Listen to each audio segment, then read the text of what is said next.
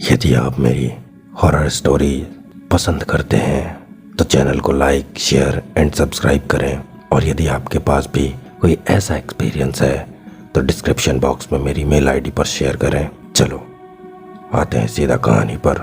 मेरा नाम अमित है। वैसे तो मैं ट्रक की क्लीनिंग का काम करता हूँ, लेकिन उस दिन मेरे उस्ताद ने इतनी पी रखी थी कि वो सीट के पीछे जाकर सो गए, तो मुझे ट्रक चलाने का मौका मिल गया। अभी तक मैंने ट्रक मेरे उस्ताद की निगरानी पर ही चलाई थी, वो भी बहुत गाली और मार खा खा कर। आज पहली बार बिना निगरानी के मुझे ट्रक चलाने का मौका मिला, क्योंकि जो सामान ट्रक में लोड था उसका सही समय पर मंजिल पर पहुंचना बहुत ही ज़रूरी था। उस्ताद तो उठने को तैयार ही नहीं थे, तो फिर मैंने ही कमान संभाली और ट्रक चालू करके आगे बढ़ गया। मैं मन ही मन बहुत खुश था। कुछ दूर ट्रक चलाने के बाद अचानक ट्रक लहराने लगा। मुझे लगा पिछला टायर फट गया या फिर पंचर हो गया, तो मैंने ब्रेक लगाई और सीट के पीछे नज़र मारी तो उस्ताद अभी भी सो रहे थे।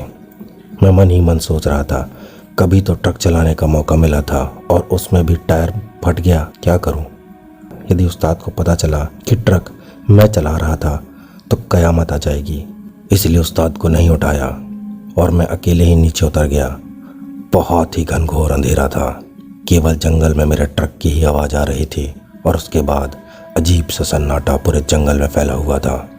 मैंने चारों टायर चेक किए, कोई पंचर नहीं था। मैं सोच में पड़ गया कि ट्रक तो वैसे ही लहराया था जैसे पंचर के बाद लहराता है। फिर मैंने इग्नोर किया कि सब ठीक है, अच्छी ही बात है। ऐसा सोचते हुए मैं फिर ट्रक में चढ़ गया और फिर ट्रक चलाने लगा। लेकिन थोड़ी ही दूर चलाने के बाद जब मैंने पलट कर उस्ताद को देखा तो उस्ताद वहाँ नहीं थे। मेरे पैरों तले ज़मीन खिसक गई। मैंने तुरंत ब्रेक मारा और ट्रक वापस मोड़कर वहीं ले गया जहाँ मैंने पंचर चेक किया था। शायद उस्ताद टॉयलेट करने उतरे थे। ये सोचकर मैं नीचे उतरा और यहाँ वहाँ टॉर्च से देखने लगा। आवाज़ भी मारी, लेकिन उस जंगल के सन्नाटे में मेरे ट्रक की आवाज़ के अलावा केवल घनघोर अंधेरा ही था।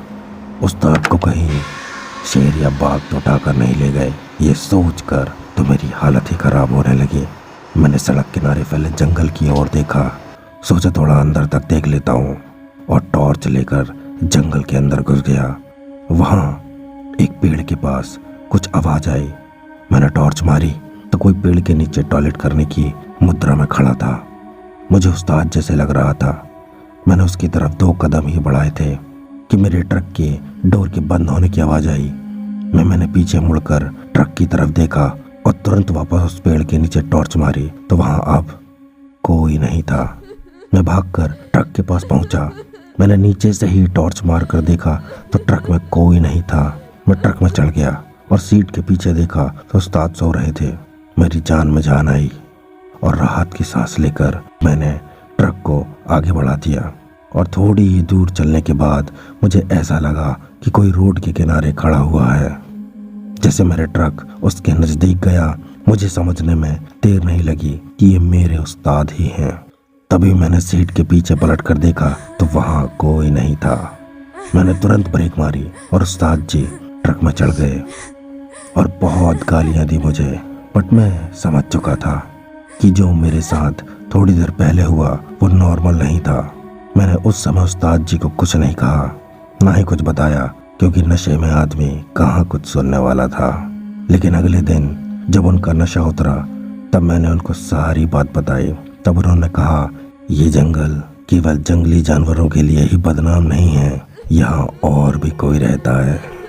कभी भी कुछ भी हो जाए, सुनसान इलाकों में गाड़ी से अकेले नहीं उतरना।